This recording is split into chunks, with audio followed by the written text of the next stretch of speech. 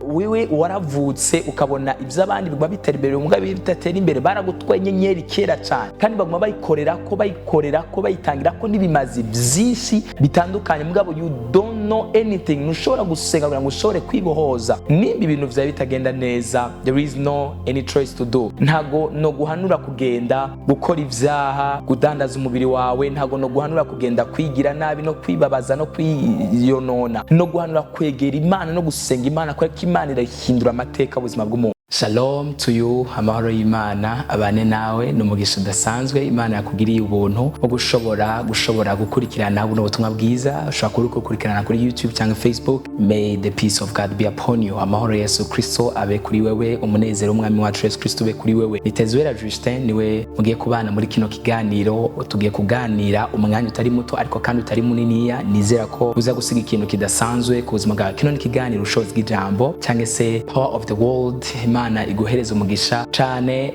gose. Ndagushimiye ushobora gusonda share cyangwa se partage cyangwa like and comment, cyane share kugira ngo ushobore gupartager no gusangiza ubutumwa bwiza abandi bantu bakurikirana platform yawe cyangwa se ku rundi ruhande ubwo ari gose. Umwami Yesu Kristo aguha umugisha, umwami Yesu aguhezagire uko ukora igikorwa cyo gushigikira umurimo w'Imana. Imana nawe shigikira ubuzima bwawe, uwandike munsi nti amen amen amen, uvyakire. Umwami Yesu aguhereze umugisha. Yesu Kristo akugiriye neza. Tumaze iminsi rero ko turaganira ku ijambo ry'Imana rivuga kugusenga, prayer. Ugusenga, ubushobozi bw'amasengesho cyangwa se imimaro y'amasengesho, importance of prayer for victories. Ariko twaravuze ku bintu birenze bine, dushobora kuba twaravuze kuri 5 cyangwa 6 n'ubu tubandanya. Navuze ko tumaze iminsi dusora amavideo matoya kumbure kandi tubandanya, ariko ndifuza ko tuzokora video rero y'amasengesho. Imana ni yakugirira ubuntu uzoyikurikirane kubera ko hazobamwo guhinduka kw'urugero rudasanzwe. Umwami Yesu aguhereze umugisha kandi akugirire neza. Twavuze rero kuri video iheruka, nimba utayiravye usubire munsi ma video y'umunsi ushobore kuyikurikirana. Twahereje ku kintu bivuga cyitwa transformed, iyo kwisengesho rihindura umuntu, ri changing umuntu. Prayer transforms cyangwa se isengesho rirahindura umuntu rikamukura ahantu hamwe rikamushikana ahandi hantu ku rundi rugezo. Umwami wacu Yesu Kristo nahabwa icubero. Natangije mvuga ngo nimba witwa kukijijwe ariko ukaba ukimeze kwa kundi, hari ibintu byinshi mu nzu y'Imana twagize ivyera kandi atari vyera, tworoheje kandi bitoroshe. Mwami Yesu natufashe cyane gose. Abakozi b'Imana batandukanye baravuga ubutumwa bwo gutransforminga abantu, bahindura abantu, bachanginga abantu, bahindura abantu mu bihe bitoroshe cyane gose. Ariko kubera ko Satani aguma akora ku muvuduko no murindi ukomeye cyane, biragoye cyane gose ko abantu bazopfa guhinduka. Ariko birebwa ngo kwibiye birushiriza kuba bibi, nawe murushirize gukorana kwera kandi urushirize gusenga. Narangije mvuga nti iyo bawaruzi inama Satani agufitiye n'imigambi bibi Satani afise ku buzima bwawe, uyu munsi ushobora kuba wicaye hano ariko hari abantu runaka ikuzimu cyangwa se abadayimoni cyangwa se inama ziko zirakorwa mu isi mwemu zo guhagurutsa abantu runaka kukugwanya wewe, ngo bakuvuge nabi, ngo bakugirire nabi, ngo kubabaze, ngo bababaze umutima wawe, ngo batware umugisha wawe, ngo batware inyenyeri yawe. Wewe waravutse ukabona iby'abandi bigwa bitera imbere umugabo bitatera imbere baragutwaye inyenyeri kera cyane kandi baguma bayikorera ko bayitangira ko nibimazi byinshi bitandukanye mugabo you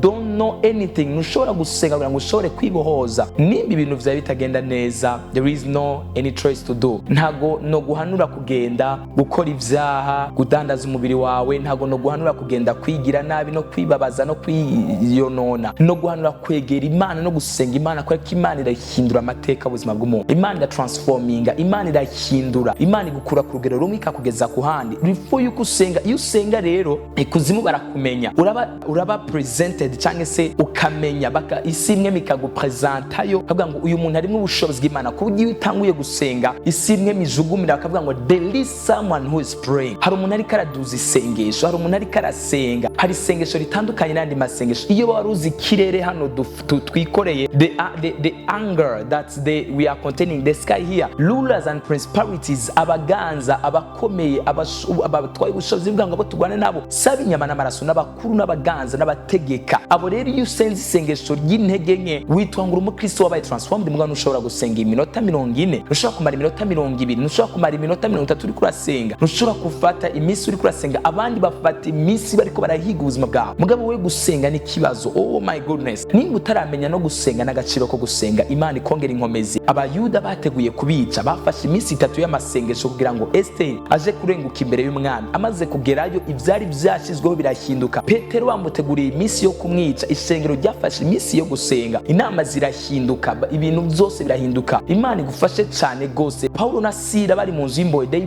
praised, barasenga, bararirimba, barasenga. Imana irabohora iminyororo yari baboshe. Gusenga bizokubohora iminyororo, gusenga bizoguha kwidegenja, gusenga bizokongera inkomezi, gusenga bizoguha kunesha. Nutasenga cyane ntuzoronka kunesha. Gusenga niko kuzoguhereza kunesha, gusenga niko kuzoguhereza gutsinda, gusenga niko kuzoguhindura imiriro yaka ugendagenda mu gisagara mugabo uri umuriro waka. You burn like a fire, ukaba uri miriro igenda. Abadayimoni bakamenya yuko uri umuriro, abadayimoni bakamenya yuko uturira, uko ugakora ama operation yo mwisi imwe, ukaba wambaye umubiri. Nzobasigurira ku bintu bitatu. Icambere, imhemu, ubugingo, umubiri n'ubushobozi ni ibintu bikorana. Imhemu, a spirits, a body, a spirits and a soul. Imhemu, ubugingo n'umubiri, and a body and a power. Nzobasigurira ko ndababwire n'ukuntu bikoreka kuri video ikurikira. Niwayiraba ndizera yuko bizogufasha. Ni ibintu bikorana bikaca bikora ikintu kimwe, bigahinduka igisasu gituritsa ubushobozi bwo mwijima kandi bigahindura inama z'abadayimoni. Mana ndamusenga uyu mwene data, ndamusaba imbabazi yezwe kandi atunganye. Mwami, ni intege nke bishoka ko yazigendeyemo cyangwa akaba atarakumenya. Guhera uyu munsi afashe ingingo yo kukwakira kugira ngo ashobore kuronka kugwanirirwa no kunesherezwa no gutsindanishirizwa muri wowe Kristo Yesu. Ndamusaba imbaraga n'amavuta n'inkomezi no kunesha icana igisa naco. Ubuntu n'imbabazi n'amahoro biva ku mwami yacu Yesu Kristo birushirize kwa kuzima bwiwe. Ndagushimiye kuko uri umwami w'amahoro, kuko uri Imana ibohora, kuko uri Imana ikiza ibyaha kandi yeza imitima. Mu izina ryawe Yesu Kristo, amen. Amahoro y'Imana bane nawe. Shalom to you, be blessed.